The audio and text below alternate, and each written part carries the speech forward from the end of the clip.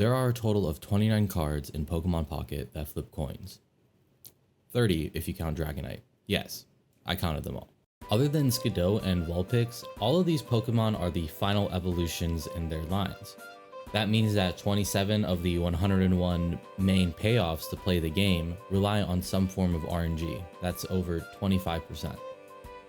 On top of that, 5 of these are Pokemon EXs, and that's 1/3 of the 15 biggest payoffs and main build-around cards to play the game.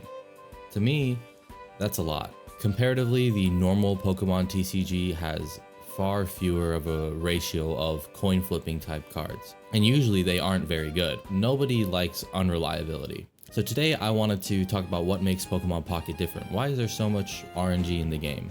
And I'm not really going to talk about whether it's good or bad. I personally am not a fan of it, but I'll leave you to make your own judgment on that. The main reason for this is the speed of the game. While most of the best cards in the normal Pokemon TCG don't use coin flips, there are times where coin flip cards become good. An example of this is the current format, where there are many decks making use of the card Pokemon Catcher. Flip a coin, choose which Pokemon to bring in from your opponent's bench.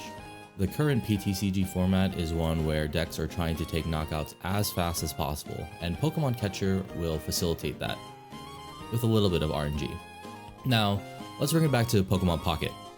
Nintendo and Creatures have made it very clear that they want Pokemon Pocket to be a game that can be played very quickly and easily. As a result, the reason I think there are so many coin flips in the game is to artificially increase the speed of games. If you win the flip, you win the game. If you lose it, just concede. I personally am not the biggest fan of it for many reasons. First off, I just hate coin flips. I like being able to play strategically, and coin flips just throw a wrench into that game plan. On top of that, coin flips decrease skill expression and sometimes even rewards bad play and strategy. One thing I wonder is how good people actually feel from winning a coin flip. I personally don't feel that great when I high roll Misty, but I definitely crash out when I lose to a coin flip, whether it's mine or my opponent's. Let me know in the comments how you feel. The psychology behind coin flips is very interesting to me because in a way it turns a strategy game into a slot machine, and I've seen that happen before with other games I've played like TFT. Another reason I'm not a huge fan is that in general it seems that the coin flip cards are better than normal cards.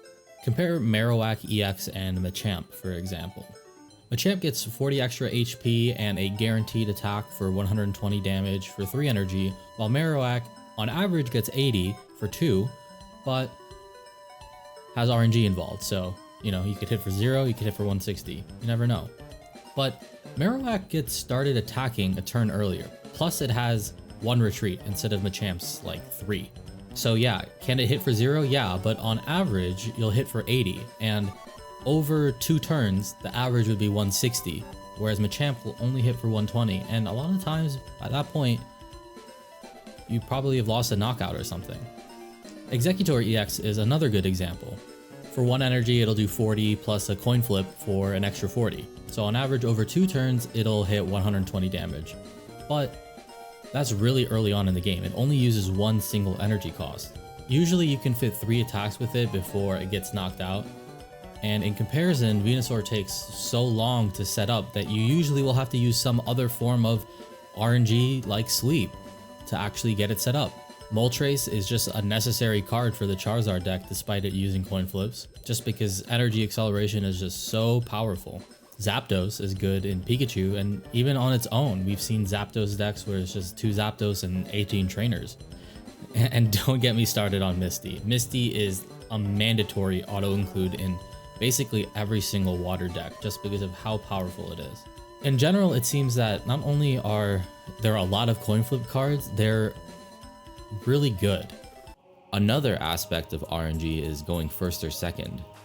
My personal opinion is that going second is a huge advantage. Getting an extra energy for me far outweighs the advantage of being able to evolve first and then attack with a stage 1 Pokemon with only 1 energy, or eventually a stage 2 Pokemon with only 2 energy. There aren't really many of those in the game that are very viable. The only one I can really think of is like Executor EX or Frogadier, really. There are so many Pokemon in the game that have such strong 2 energy attacks, like Starmie EX, that going second really presents an advantage. I think that it's really hard to figure out a way to balance this. I think that maybe you could have the first turn player not draw a card, or maybe not use a supporter on their first turn but still get an energy. But I'm not really sure how it would play out. It might completely swing the balance to playing first as the huge advantage. I assume that Creatures in Nintendo has tried a lot of different variants, and if they haven't, that they'll hopefully use the month that the soft launch has brought to be able to think about what changes they want to implement. But as it stands right now, it's a bit tough going first. I really just hope that Creatures takes a look at the balance before global release. I really love everything about this game, from collecting the cards to how most cards actually seem viable in some way or another. The only thing that bothers me is how prevalent coin flips are and the fact that I always seem to lose them. Thanks for watching. Please like, comment, and subscribe. Let me know what you think in the comments below.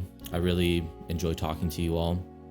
I'm starting to stream on Twitch, so feel free to drop a follow there. I'll be playing pretty often, and hope to see you around. Thanks for watching. Bye. Bye.